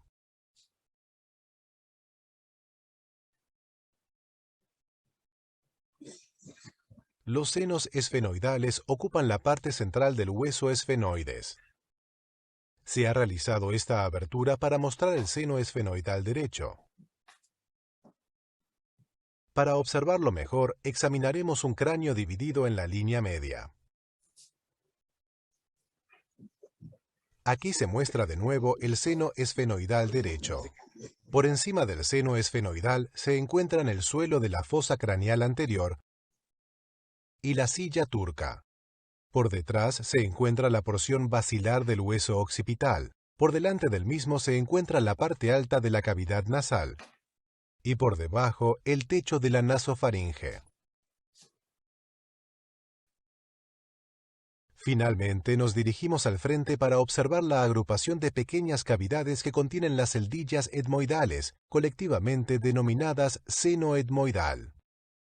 Se extienden justo por detrás del conducto nasolagrimal, hacia atrás a lo largo de la pared medial de la órbita. Como ya hemos observado, las celdillas etmoidales se encuentran entre la pared medial de la órbita y la pared lateral de la parte más elevada de la cavidad nasal.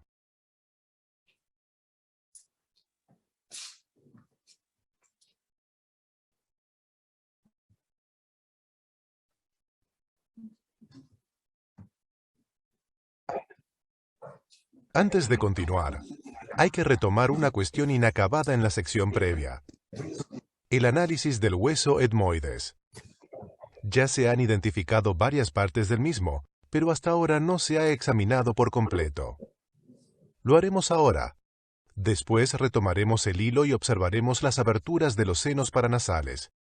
El hueso etmoides es una frágil agrupación de diferentes partes. Para una observación completa, lo mejor es retroceder al cráneo, que está dividido en un plano frontal.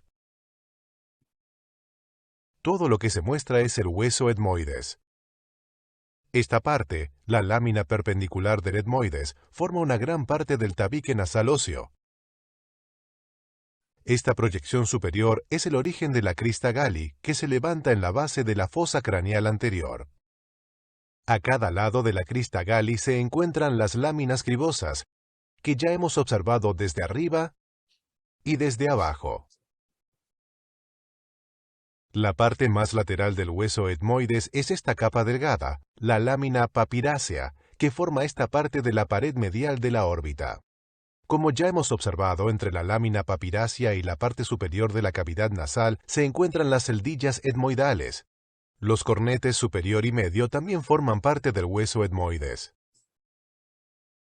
Este se encuentra unido al hueso frontal por encima, al maxilar por debajo y a la parte central del hueso esfenoides por detrás.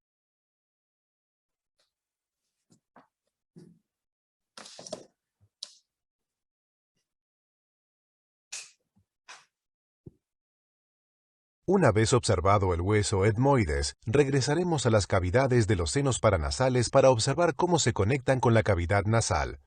Primero examinaremos las aberturas para los senos frontal y maxilar.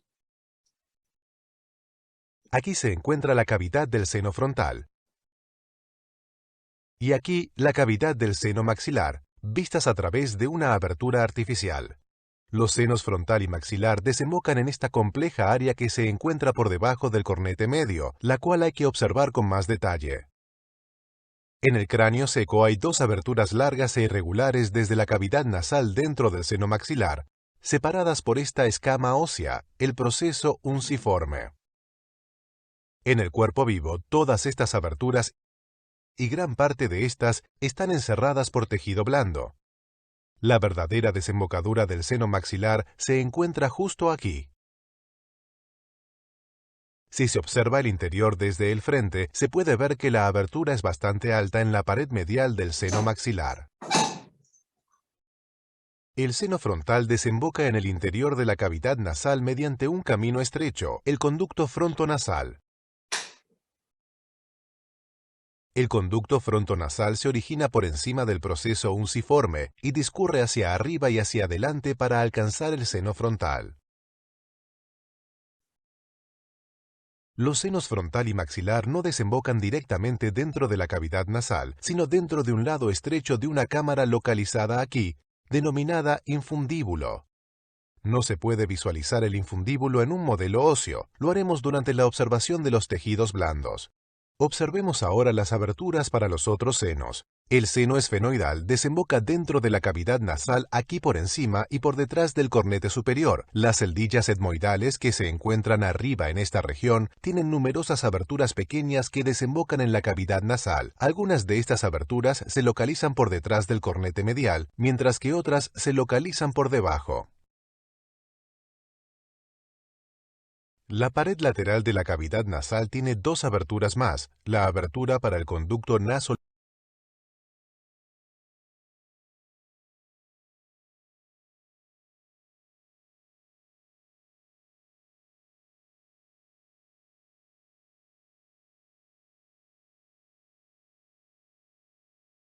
Una vez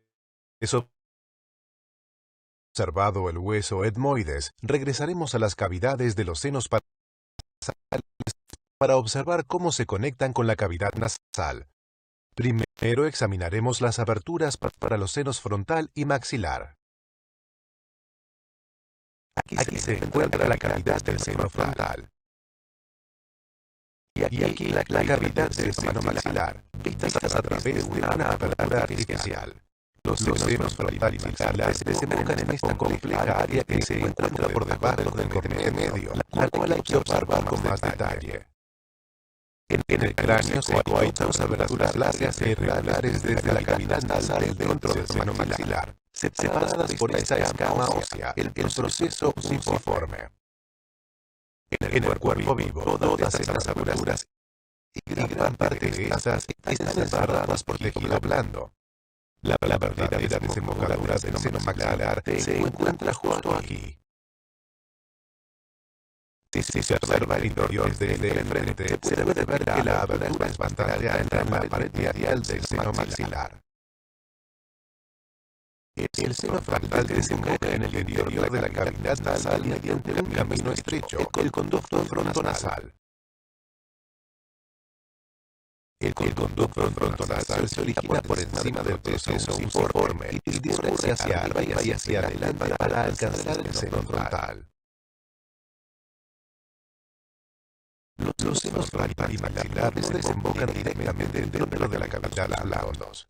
Observemos ahora las aberturas para los otros senos. El seno esfenoidal desemboca dentro de la cavidad nasal aquí por encima y por detrás del cornete superior. Las celdillas etmoidales que se encuentran arriba en esta región tienen numerosas aberturas pequeñas que desembocan en la cavidad nasal. Algunas de estas aberturas se localizan por detrás del cornete medial, mientras que otras se localizan por debajo.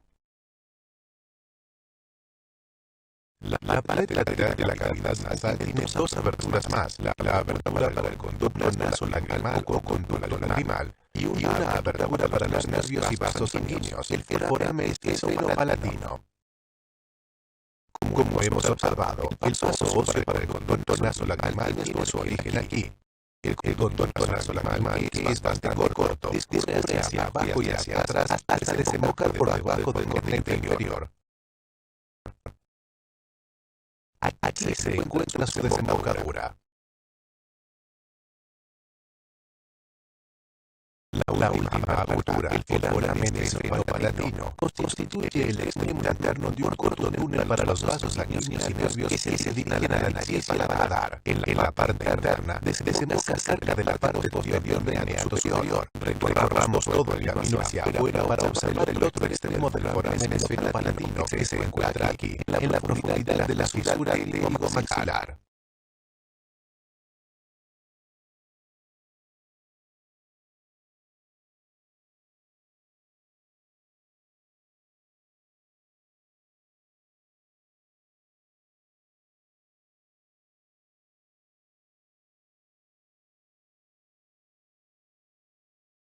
Una vez observadas las características óseas de la cavidad nasal, retrocederemos y observaremos los huesos que rodean la nasofaringe. Aquí se encuentra la abertura posterior de la cavidad nasal, la coana o narina posterior. Su pared lateral está formada por la lámina medial de la pterigoides. La lámina medial de la pterigoides termina en el gancho del proceso pterigoides.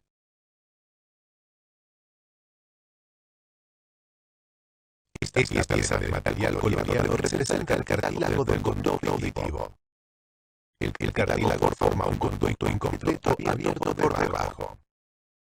Próximo al extremo medial del cráneo que se han observado antes desde un ángulo diferente, el foramen oval y el foramen espinoso, la abertura del conducto carotídeo y el foramen yugular. El techo de la nasofaringe, formado por la cara inferior del esferoides y la porción basal del hueso occipital, desciende hacia el foramen magno. Para completar la imagen de los huesos que rodean la nasofaringe, se añaden las vértebras cervicales. Aquí se encuentra el arco anterior del atlas, y aquí se localiza el diente del axis o proceso odontoides.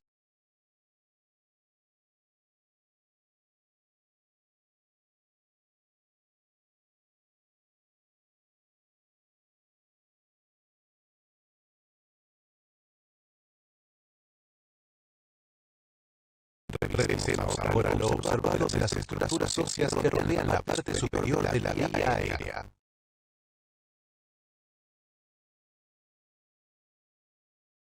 Aquí se encuentra la abertura piriforme y el diafragma nasal. Aquí se localizan las coanas.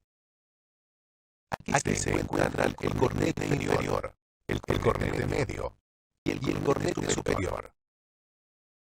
Aquí se localizan el meato nasal superior, el meato nasal medio y el meato nasal inferior. Aquí se encuentra la cavidad para el seno frontal, el seno maxilar y el seno esfenoidal. Y aquí se encuentran las células etmoidales. Aquí se encuentran las láminas cribosas, el proceso unciforme y el vómer. Aquí se encuentran el conducto frontonasal, las aberturas para el seno maxilar, el seno esfenoidal y las células etmoidales posterior y anterior. Aquí se localizan los orificios para el conducto nasolacrimal y el foramen esfenopalatino.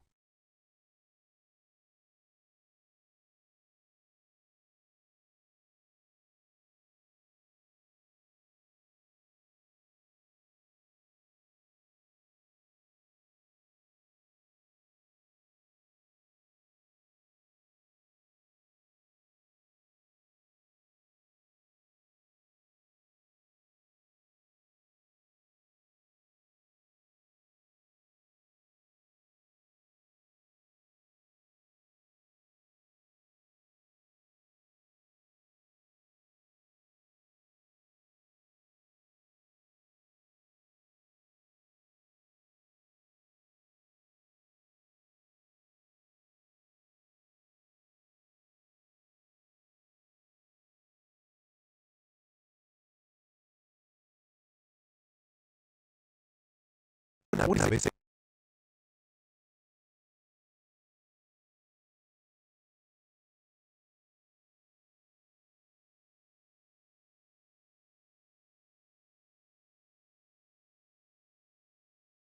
examinadas las características óseas de la cavidad nasal, los senos paranasales y la nasofaringe, observemos la reunión en el cuerpo vivo.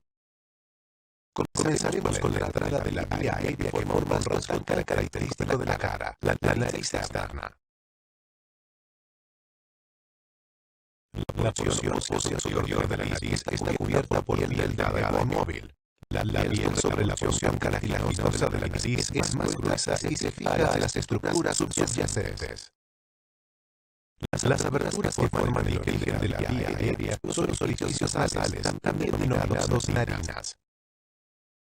Se retira la piel de la mitad de la nariz para que puedan observarse las estructuras adyacentes. El límite del orificio óseo de la nariz, la abertura filiforme, se encuentra aquí. Aquí se encuentra el hueso nasal. Los dos huesos nasales unidos en la línea media forman el puente nasal hasta aquí abajo. Desde aquí hasta casi la punta, el puente nasal está formado por el borde frontal del cartílago del tabique nasal, que detallaremos en un momento. En cada lado, el esqueleto de la nariz está formado por piezas delgadas de cartílago, el cartílago lateral y el cartílago alar. El cartílago lateral es delgado y plano. Por delante se continúa con el cartílago del tabique nasal. El cartílago alar tiene dos partes, el pilar lateral y el pilar medial. El pilar lateral forma el marco curvo externo de la cavidad nasal. El pilar medial gira agudamente hacia atrás y termina aquí. Juntos, los dos pilares mediales forman el esqueleto de la parte más baja y inferior del tabique nasal, que se conoce como columela. Para obtener una buena vista del tabique nasal, se divide en hueso y los tejidos blandos a lo largo de esta línea y se retira en la izquierda de la cara.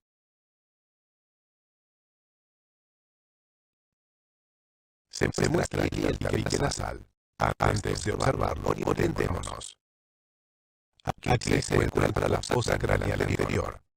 Aquí se localiza el hueso palatino o paladar duro y el paladar blando extendiéndose por detrás de este. Aquí se encuentra la cavidad bucal y aquí la abertura de la cavidad nasal derecha.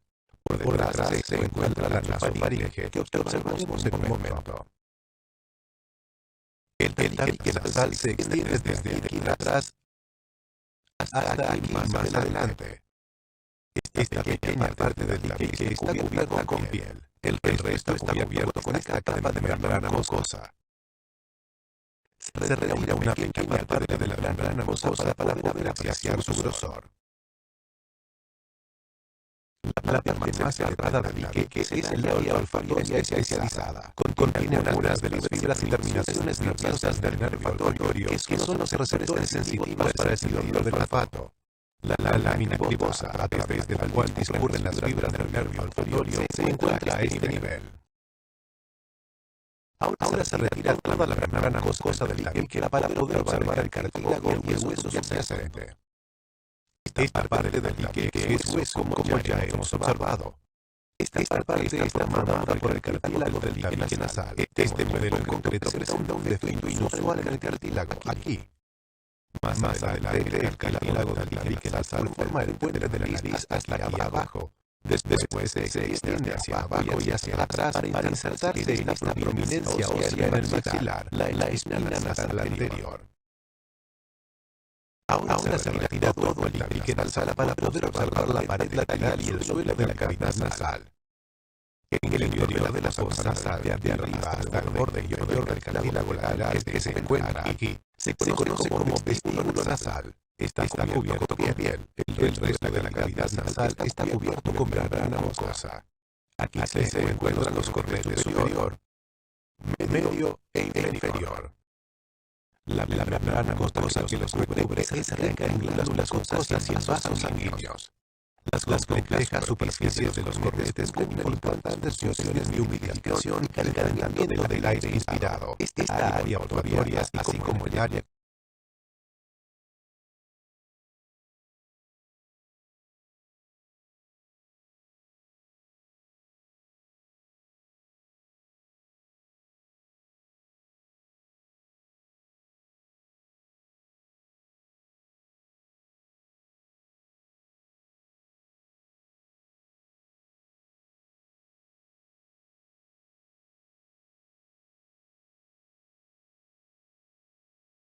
correspondiente en el tabique contiene fibras nerviosas del nervio olfatorio y terminaciones nerviosas.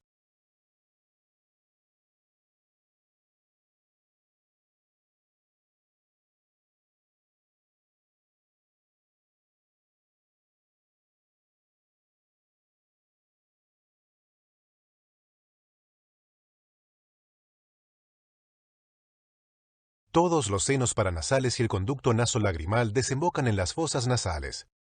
Para observar sus desembocaduras en las cavidades nasales, se retiran los cornetes. El cornete inferior estaba aquí. Por debajo de este punto se encuentra la desembocadura del conducto nasolagrimal. Por debajo del cornete medio, que estaba aquí, hay un surco profundo denominado hiato semilunar. Para observar el curso del hiato, se retira su borde inferior con este hilo. El hiato semilunar conduce a una estrecha cámara lateral irregular denominada infundíbulo, el cual recibe los senos frontal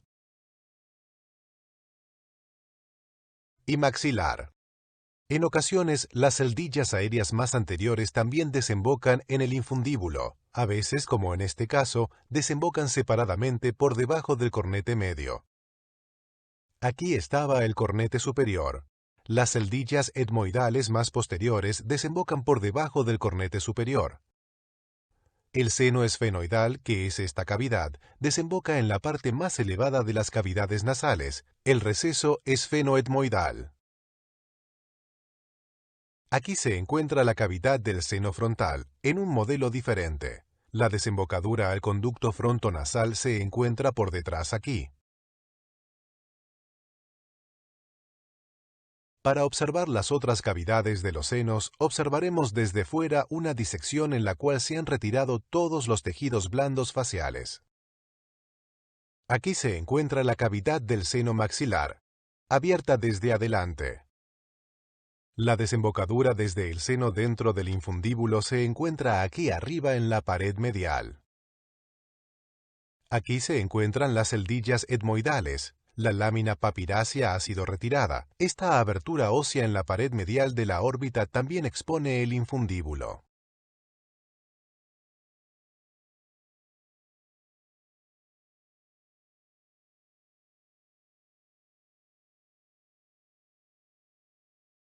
Ahora regresaremos y observaremos la nasofaringe.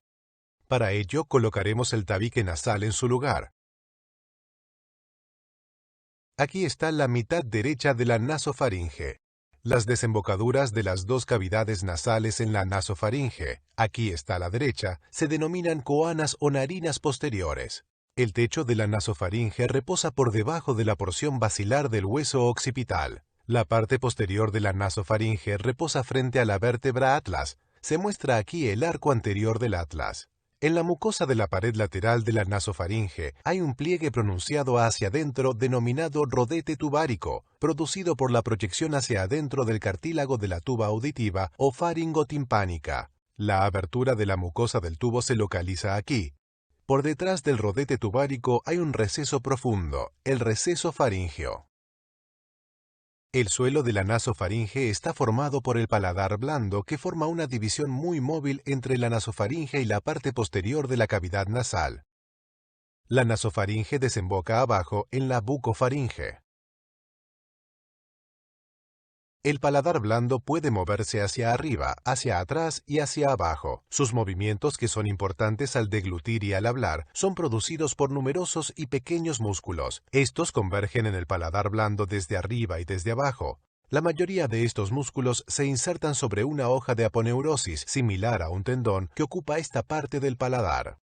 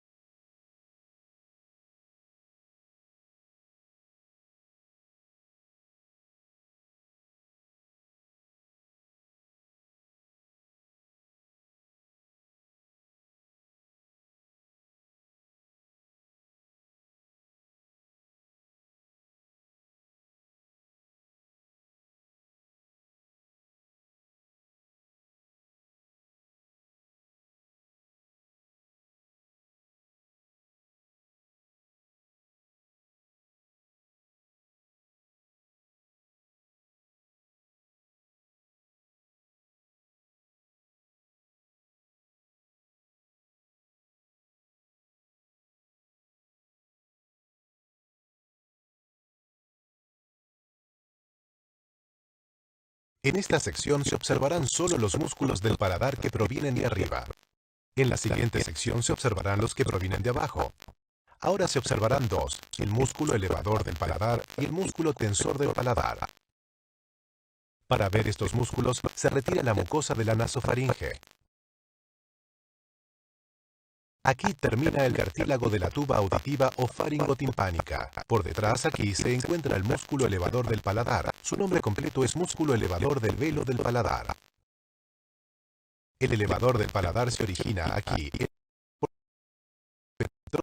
la del hueso temporal. Se extiende a lo largo del lado inferior de la tuba auditiva, discurre hacia abajo y medialmente y se une en la línea media con el músculo del otro lado, formando un cabestrillo. El elevador del paladar mueve el paladar blando hacia arriba y hacia atrás. Para la observación del músculo tensor del paladar, se retira el elevador. Aquí se muestra el tensor del paladar. Este músculo se origina desde esta área, justo por encima de la raíz de la lámina pterigoides medial. Aquí se encuentra el borde de la lámina pterigoides medial. Las fibras del tensor del paladar discurren hacia abajo y adelante hacia el gancho del proceso pterigoides que se encuentra aquí. El tendón del tensor del paladar realiza un giro completo en ángulo recto alrededor del gancho del proceso pterigoides. El tendón se muestra aquí saliendo. Discurre medialmente para insertarse en la aponeurosis palatina. La acción del tensor del paladar es apretar el paladar cuando la lengua lo presiona hacia arriba al tragar. También puede ayudar a abrir la tuba auditiva. Terminaremos esta sección con la visualización de la tuba auditiva. Aquí se encuentra el final del cartílago de la tuba auditiva. El cartílago no forma un conducto completo, sino que está abierto por debajo. Aquí se localiza el borde cortado de la membrana mucosa que forma la verdadera tuba auditiva. Este discurre hacia atrás y lateralmente para llegar a la cavidad del oído medio. La función de la tuba auditiva es igualar la presión en el oído medio con la presión atmosférica.